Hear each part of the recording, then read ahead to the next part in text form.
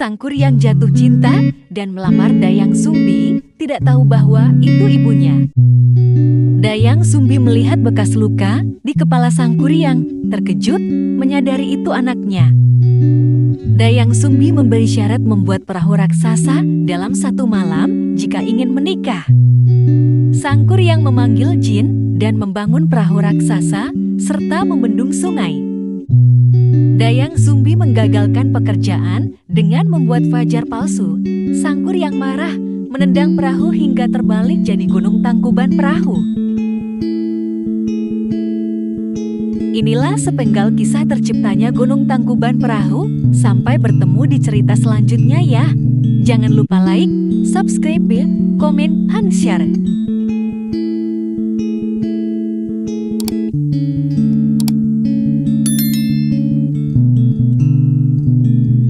Dongeng Sang Kuryang.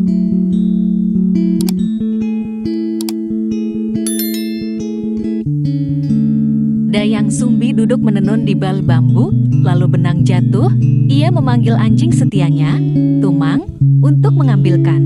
Ternyata Tumang adalah jelmaan dewa. Dayang Sumbi memandang Tumang dengan kagum. Sang Kuryang kecil bermain panah, ditemani Tumang di tepi hutan. Sang Kuryang berburu rusa, tapi tak dapat. Ia marah dan membunuh Tumang karena lapar. Dayang Sumbi mengetahui Tumang dibunuh. Ia memukul Sang Kuryang dengan centong nasi hingga berdarah di kepala. Sang Kuryang kecil yang terluka berjalan meninggalkan rumah ke arah gunung. Bertahun-tahun kemudian, Sang Kuryang dewasa berburu di hutan dan bertemu Dayang Sumbi yang tetap muda karena kutukan. Setiap pagi, Rafa membuka matanya, merasa seperti sudah 1000 hari. Kenapa itu tak berubah? Mama, kenapa setiap hari terasa sama? Tanya Rafa dengan rasa ingin tahu. Dengan mainan di sekelilingnya, Rafa terus bertanya, tapi kenapa aku tidak tumbuh? Malam datang, dan Rafa terlelap, tak tahu bahwa sebuah mimpi menunggunya. Di dalam mimpinya, kakek bayangan muncul. Rafa, berapa kali kamu sudah bangun? Rafa menjawab, entah, mungkin 1000 kali, dengan suara bergetar. Aku mimpi, tapi kenapa rasanya seperti kemarin? Dia mulai merasa ada yang tidak beres. Setiap kali ia mencatat, esoknya catatannya hilang, membuatnya semakin bingung. Mama, aku selalu terlahir kembali. Aku tahu sekarang, teriak Rafa penuh semangat. Mama menjawab perlahan, Rafa, kamu terlalu kecil untuk mengerti. Rafa kembali ke mimpi, berhadapan dengan kakek bayangan di ruang tanpa batas. Kakek mengungkapkan, kamu belum pernah lahir, Rafa. Kamu hanya diciptakan untuk mencoba. Mencoba apa, kakek? Tanya Rafa, berusaha mengerti dengan sungguh-sungguh. Seketika, Rafa melihat 1000 versi dirinya yang menjalani 1000 hari yang sama. Setelah bangun, Rafa teringat kemarin. Jika aku bisa memilih, apa yang akan kulakukan? Hari ini, Rafa memutuskan, aku ingin berbeda. Dia siap untuk petualangan baru. Dengan semangat baru, Rafa melangkah keluar, merasa energik dan bersemangat. Dia melihat dunia dengan cara yang berbeda, merasakan keajaiban di setiap sudut. Di suatu sore yang tenang, Idui berjalan sendirian melewati hutan kecil di belakang rumahnya. Tapi hari ini terasa berbeda. Kenapa jalan setapaknya berubah ya? Kayaknya, ini belum pernah kulihat sebelumnya. Dengan rasa penasaran, Idui mengikuti jalan kecil itu. Ranting-ranting membuka jalan, dan sinar matahari menyusup di antara pepohonan. Wah, apa ini? Di depan Idui, terbentang sebuah lembah yang luar biasa indah. Air terjun berwarna pelangi, bunga-bunga bercahaya. Kupu-kupu sebesar tangan manusia terbang bebas, menambah keajaiban di lembah ini. Selamat datang, Idui. Kamu terpilih melihat keindahan yang tersembunyi. Siapa kamu? Dan, kenapa aku bisa melihat semua ini? Karena hatimu jujur, dan matamu tidak hanya melihat, tapi juga merasakan. Idui pun duduk di atas batu hangat sambil memandang langit yang penuh bintang di siang hari. Ia tak tahu berapa lama ia berada di sana. Tapi ia tahu, dunia ini akan selalu ada di hatinya. Terima kasih. Aku akan kembali. Tapi aku nggak akan lupa tempat ini. Dan begitulah. Idui menemukan tempat yang tidak pernah ia cari. Tapi ternyata selalu menunggunya. Keindahan ini akan selalu ada di dalam ingatannya. Idui pulang, hatinya penuh dengan keajaiban dan misteri yang ia temui. Ia tersenyum mengingat petualangan yang baru saja ia alami. Idui merasa ingin bercerita kepada teman-temannya tentang apa yang ia lihat. Ayo jelajahi dunia yang tersembunyi dan temukan keindahan di sekitar kita. Sampai jumpa dalam petualangan selanjutnya.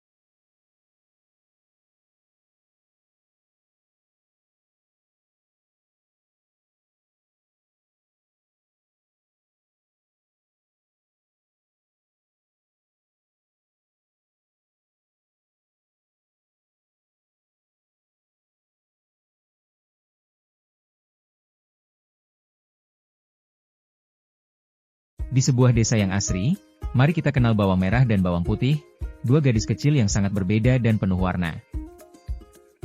Bawang putih, gadis ceria yang tak pernah mengeluh, bersemangat menyiram bunga dan membantu ibunya setiap pagi. Namun, bawang merah lebih suka malas-malasan. Ia sering berpura-pura mengantuk bila disuruh membantu. Walaupun bawang putih bekerja lebih keras, ia selalu tersenyum, menikmati keindahan pagi di desanya. Suatu hari, saat mencuci baju di sungai, bawang putih kehilangan selendangnya. Panik, ia mengikuti aliran sungai. Di tengah perjalanan, ia bertemu kura-kura tua berpakaian topi jerami, menunjuk gua kecil di balik air terjun. Di dalam gua, bawang putih disambut dunia ajaib. Hewan-hewan kecil berbicara dan siap membantunya. Seekor kelinci lembut berkata, "Selendangmu ada di rumah tua. Tapi, bantu kami menyapu halaman dulu ya." Bawang putih pun senang membantu. Ia menyapu, memberi makan burung, bahkan memperbaiki pagar si landak. Setelah selesai, para hewan memberinya labu kecil berwarna emas. Senyumnya tak terbendung. Sesampainya di rumah, ibunya membuka labu itu, dan tadaa, berisi perhiasan indah dan koin emas. Bawang merah yang iri, berpura-pura menjatuhkan selendangnya, ingin mengikuti jejak kakaknya. Sesampainya di gua, bawang merah marah-marah, "Aku mau labu emasnya saja." Ia menolak membantu. Hewan-hewan memberinya labu besar, berduri dan berbau aneh. Tentunya, ini bukan labu yang diharapkan. Saat dibuka, duar, labu itu mengeluarkan asap hitam dan katak melompat keluar. Bawang merah menjerit. Bawang merah berlari keluar rumah ketakutan, menyadari bahwa keserakahan memiliki konsekuensi tersendiri. Sejak saat itu, bawang merah mulai berubah. Ia pelan-pelan membantu bawang putih. Mereka pun hidup rukun, tertawa bersama. Rumah mereka kini penuh kehangatan dan keceriaan.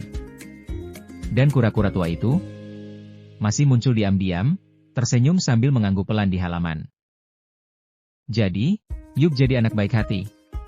Seperti bawang putih, kita bisa membuat dunia lebih indah dengan hati tulus. Hutan ceria penuh warna. Kelinci melompat-lompat dengan lincah. Siapa yang akan mengingat kura-kura yang lamban? Siap-siap untuk balapan. Tantangan mengundang keceriaan. Kura-kura penuh percaya diri, menunjuk lintasan. Kelinci hanya tertawa, meremehkan saingannya. Persiapan dimulai. Garis start sudah siap, si burung juri mengangkat bendera. Kelinci beraksi heboh, kura-kura tenang seperti biasanya. Balapan dimulai. Bendera turun, kelinci langsung melesat dengan cepat. Lihat kura-kura jalani balapan pelan tapi pasti. Sambil tancap gas, kelinci merasa lelah dan memilih beristirahat. Mimpi tentang piala besar muncul dalam balon mimpi yang lucu. Kura-kura tetap mantap. Dengan cara cerdik, ia menyeberang sungai dan melewati rintangan. Semua hewan mulai terpesona. Saat bangun, kelinci panik melihat matahari sudah rendah. Ia bergegas menuju lintasan dengan kecepatan yang mendebarkan. Kura-kura hampir sampai. Dengan suasana yang menegangkan, kura-kura menyentuh garis finish pertama kali, sementara kelinci berusaha. Pesta meriah dimulai. Kelinci dan kura-kura saling tos. Hewan-hewan menari sambil menyemangati. Pesan penting muncul,